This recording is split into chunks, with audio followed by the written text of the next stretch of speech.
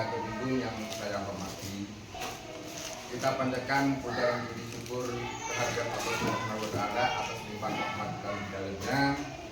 Pada pagi ini kita bisa memikirkan tentang program pemerintah dengan adanya kurikulum merdeka dilaksanakan di satuan pendidikan kita bersama, khususnya di SMP 3 Kedundung Kabupaten Sampang ini. Cara pembentukan komunitas belajar di satuan pendidikan kita. Belajar ini adalah merupakan sekumpulan kita bersama, guru sebagai tugas pokok, dalam berkolaborasi. Artinya kita bergabung bersama memikirkan bagaimana pendidikan di SMP Negeri 3 Kedundung ini bisa berkualitas dengan cara kita saling tukar pengalaman, tukar strategi pembelajaran, bahkan tukar metode pembelajaran, sehingga permasalahan-permasalahan yang ada pada murid kita ini bisa terselesaikan.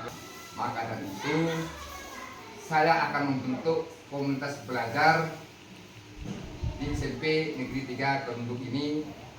Akan saya berikan SK sebagai ketua Kombel di SMP Negeri 3 Kedundung ini, dan juga anggota-anggota yang meliputi dari kita semua ini. Kita bisa meningkatkan kualitas demi pendidikan yang berpusat pada murid kita. Kiranya sambutan saya pengantar sosialisasi pembentukan Kombel ini saya cukupkan. Nanti akan disosialisasikan tentang prinsip-prinsip berikutnya dan strategi-strategi tentang komunikasi belajar oleh ibu kita Sri Wulandari. Wassalamualaikum warahmatullahi wabarakatuh.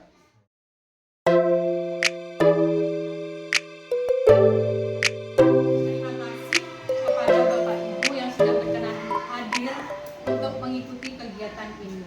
Kegiatan kali ini adalah sosialisasi pembentukan komunitas. Kenapa diadakan sosialisasi ini? Untuk kita semua biar lebih memahami apa sih komunitas belajar itu, dan ini nanti bisa kita terapkan di sekolah kita. Belajar itu apa? Tadi secara umum sudah dijelaskan oleh kepala sekolah kita bahwa jadi di dalam komunitas belajar itu kita diharapkan saling bertukar pikiran tentang bagaimana sih untuk meningkatkan kualitas pendidikan di sekolah kita. Belajar ini hanya istilah saja, istilah baru. Kalau pada kenyataannya di lapangan kita sudah melakukan itu semua. Misalnya pada saat kita mengerjakan PMM, kita kerja bareng, kita diskusi bareng, itu sudah masuk di komunitas belajar. Jenis-jenis komunitas belajar itu ada 3 ya Pak. Bisa belajar dalam sekolah, antar sekolah, dan daring. Cuma yang akan dibahas kali ini adalah komunitas belajar di lingkungan sekolah kita sendiri. Ya, untuk sekolah ini perlu kita terapkan agar apa?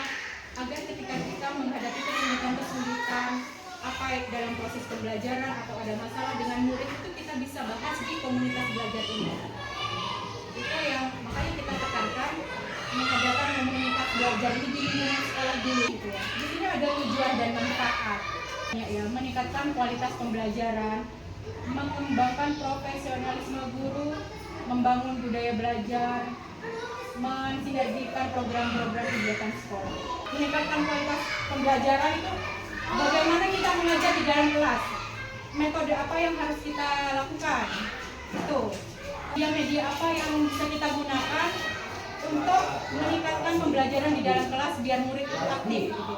Jangan kita fokus misalnya dalam pembelajaran, kenapa sih murid saya kok begini begitu?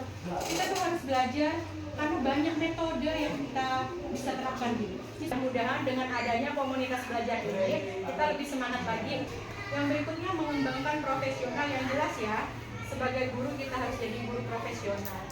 Membangun budaya belajar yang kolaboratif seperti yang saya jelaskan tadi. Jadi budaya belajar anak-anak di sini perlu kita dukung sepenuhnya. Misalnya kita memang menyediakan media-media, misalnya sekolah tidak menyediakan media, kita bisa mencari media sendiri, menemukan ide-ide baru untuk meningkatkan pembelajaran di sekolah. Manfaatnya itu ya banyak ya Bapak, yang jelas menambah pengetahuan dalam segala hal. Di situ sudah dijelaskan juga. Bisa dengan diskusi kita bisa saling menemukan masalah, apa sih kesulitan kita di dalam kelas. Nanti kita sharing di sini. Mungkin ada guru yang satunya bisa menjelaskan, oh kayak gini loh, saya berhasil dengan cara seperti ini. Mungkin kita bisa terapkan di guru yang lain. Di komunitas belajar ini kita sama-sama belajar, nggak ada yang paling. Nah, di sini tahapan atau siklus dalam komunitas belajar itu ada 4. Di sini refleksi awal yang pertama. Refleksi awal itu tahu dari mana sih, gitu, apa yang harus kita lakukan di komunitas belajar ini. Acuannya di sini Bapak Ibu. Nah, ini adalah rapor pendidikan SNPN 3 Kedunggung. Ini masalah terutama yang merah ini ya. Kemampuan literasi murid kurang. Ini yang dari 2024. Nilainya turun dari 2023. Terus kemampuan numerasi murid juga nilainya naik dari yang tahun kemarin. Alhamdulillah hasil yang kemarin itu mungkin sudah ini.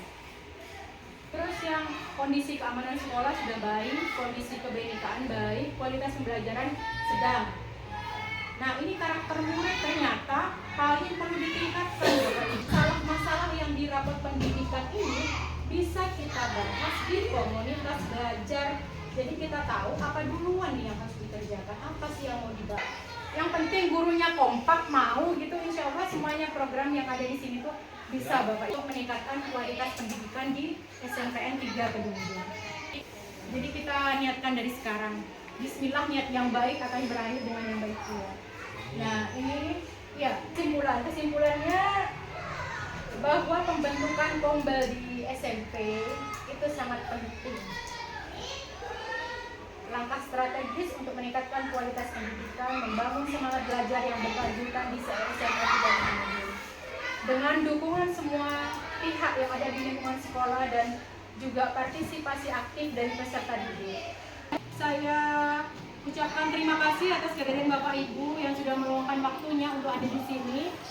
Mohon maaf apabila ada kata-kata dari saya yang kurang berkenan. Dan terima kasih sekali lagi. Saya tutup acara ini.